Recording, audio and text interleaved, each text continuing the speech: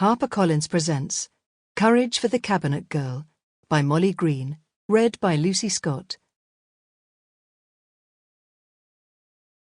Chapter 1. August 1939.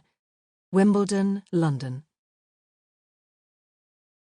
Katie Valentine jumped off the bus, ready for her walk home from Wimbledon racetrack where she worked as a kennel maid. It was a warm Saturday night, and for once she'd managed to leave on time after the last race finished, and she'd given the 40 dogs a few biscuits and water and settled them in their baskets. Her thoughts turned to the impending war that was on everyone's lips. Her father said only yesterday it was no longer if, but when. She shuddered at the thought that life for millions of people could be turned upside down by one callous dictator far away in Germany, a country she'd never visited in spite of having a German mother. As a child, she'd often wondered why her parents had never taken her to see her German grandparents, why they never sent a birthday or a Christmas present, not even a card. But Mutti had always evaded her questions by blaming all sorts of illnesses, and by the time Katie was in her teens, she'd stopped mentioning them. But what about her own life? Katie wondered. She certainly didn't want to stay at the racetrack after she'd witnessed the terrible injury her favourite dog, Tan Pet, had endured last month, when a rogue spike on the metal fence that bordered the track had pierced his side as he'd raced round a corner. She'd never forgotten the callous owner who'd said he was no longer any good for racing, so he'd have to be put down. No love for the animal, she'd realised bitterly. Tan Pet was simply there to make the owner money. She'd nursed the whimpering dog back to health, then taken him home to live, much to her mother's indignation that she hadn't been consulted.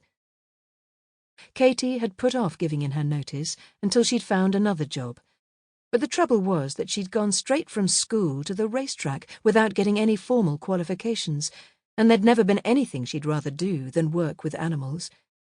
Katie chewed her lip. If there really was a war, she realised, it would have to take priority over any foolish dreams. Perhaps she should join the forces like two of her old school friends had announced they would do if the worst should happen. Her mouth now parched and her pace beginning to drag with tiredness, she forced herself to quicken her steps until, after what seemed an eternity, she pushed the key into the front door keyhole. "Ah, you are finally home," Ursula Valentine said as Katie came into the kitchen, Tanny trotting behind her. It was the same greeting her mother always gave, no matter what shift Katie had just finished.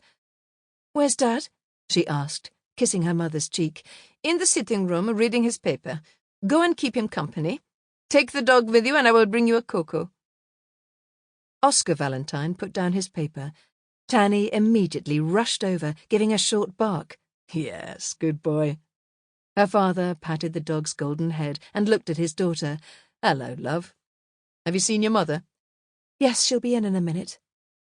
"Did she say anything about—" He broke off as his wife came into the room with a tray. "We agreed I would speak to Katharina," Ursula said, setting the mug of cocoa on the little table by the side of Katie, who frowned. "She'll know sooner or later," Oscar said mildly. "What's all the mystery?" "We've just had notification of Judith's will." Her mother handed Katie a brown envelope with her name on it. Katie's heart jumped to see her beloved aunt's neat handwriting. She'd been devastated to learn of her recent death from lung cancer, far too early at only 50. The doctor had put it down to her aunt's chain smoking. Katie turned the envelope over. She narrowed her eyes. The envelope was addressed to her, but although it was still sealed, the wrinkles on the flap showed that someone had tampered with it and not stuck it down again very accurately. "Has this been opened?" Katie demanded, looking at both parents, although she knew without doubt it was her mother's doing. Ursula flushed. "It came in a large envelope with the will. She's left us her old furniture and her collection of books. As if we need more books." Her gaze hovered over the bookcases, as though not wanting to meet her daughter's eye. "Mutti, I'm asking why you felt able to open a letter clearly addressed—" Sample complete. Ready to continue?